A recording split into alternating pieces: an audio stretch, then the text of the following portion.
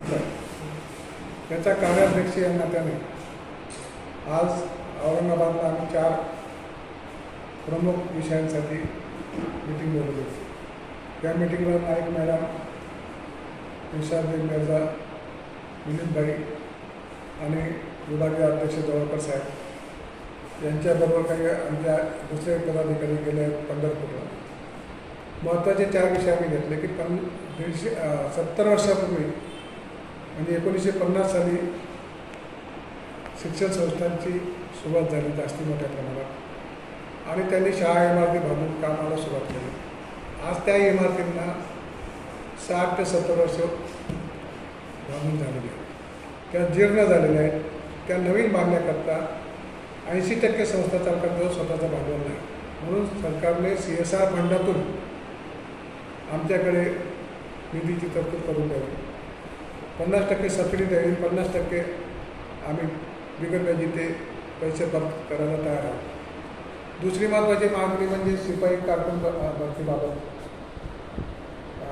प्रत्येक हायस्कूलला 1 शिपाई मुलगी आणि 1 मुलगा असे 2 शिपाई पाहिजे. या बाबतीत आम्ही मागणी केली आहे. तिसरी महत्त्वाची मागणी म्हणजे पोर्टलचा जो म्हणजे प्रलंबित कारभार चाललेला आहे, जी लिथार्जी आहे, ज्या जाहिराती निघू शकत नाही आणि 3 वर्षाचा कोरोनाचा काळ गेला.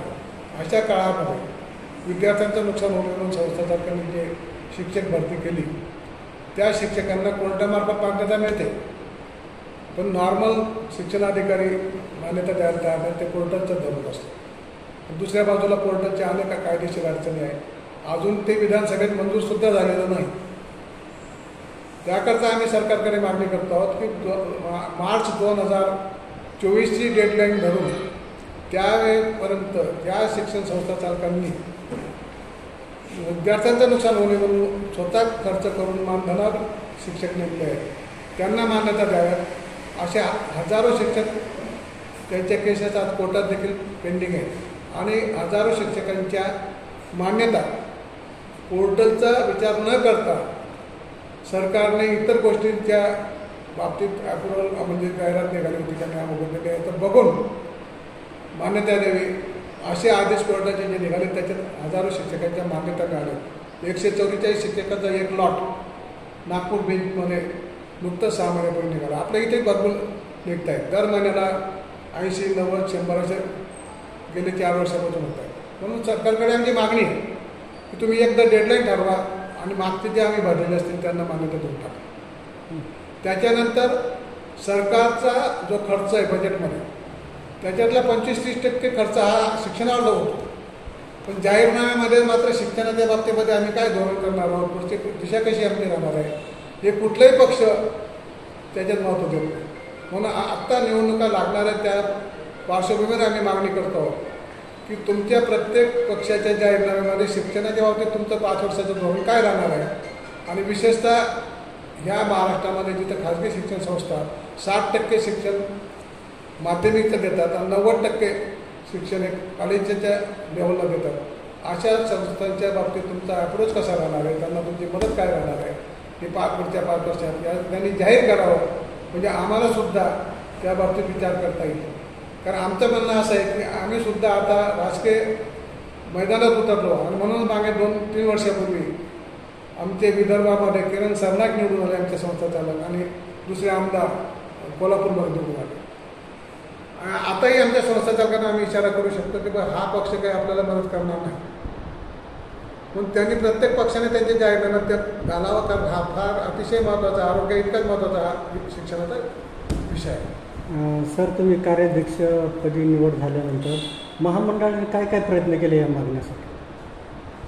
यावेळेला महामंडळाच्या प्रयत्नामध्ये आम्हाला 2008 नंतर जे हायस्कूलांना मान्यता मिळाली म्हणजे ग्रँट मिळाली होती त्या शिक्षकांचा पगार ह्या वेतनोत्तरमध्ये धरला जात होता.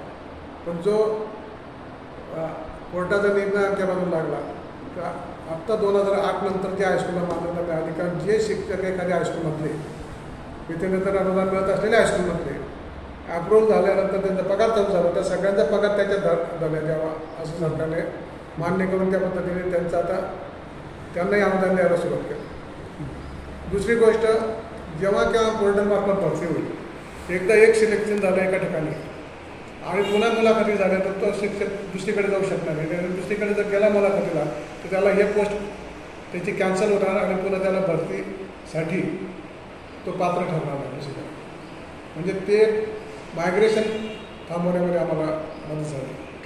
आणि नंतर अलीकडे काही म्हणजे राहिलेल्या ज्या ज्युनियर कॉलेजेसचे ग्रँट्स होत्या नंतर 2012 नंतर मध्ये 20% वर सरकलेले नव्हते ते सुद्धा आता 40% 60% त्या सरकारमार्फत त्या हायस्कूलला पुढे प्रगती व्हायला लागली आणि स्टेप बाय स्टेप पुढे सरकार. आणि आताही त्यांनी माहिती मागवली आणि माझ्या अंदाजाने जिथं 60% तिथं 80% करू शकतील, जिथे 40% तिथं 60% करतील असा होरा आम्हाला दिसतोय. सरकारचा थोडासा पॉझिटिव्ह अप्रोच आम्हाला दिसतोय. शिक्षक भरतीसाठीच्या मुद्द्याला तुम्ही हात घातले. किती जागा रिक्त आहे राज्यामध्ये शिक्षकांच्या? आता 3,500-4 हजारच्या वर जागा रिक्त आहे आणि बाकीच्या सुद्धा त्यांच्या भूमिकेतनं जर बघितलं सरकारच्या रेकॉर्डप्रमाणे ते तर 6-7 हजारच्या वर रिक्त आहे. पण आम्ही त्याच्यामध्ये शिक्षक भरलेले आहेत आणि संस्था चालक इकडून तिकडून 5,000-10,000 असं मानधन प्रति महिना देऊन ते शिक्षक चालू ठेवले. त्यांनाच आम्ही मान्यता मागतो.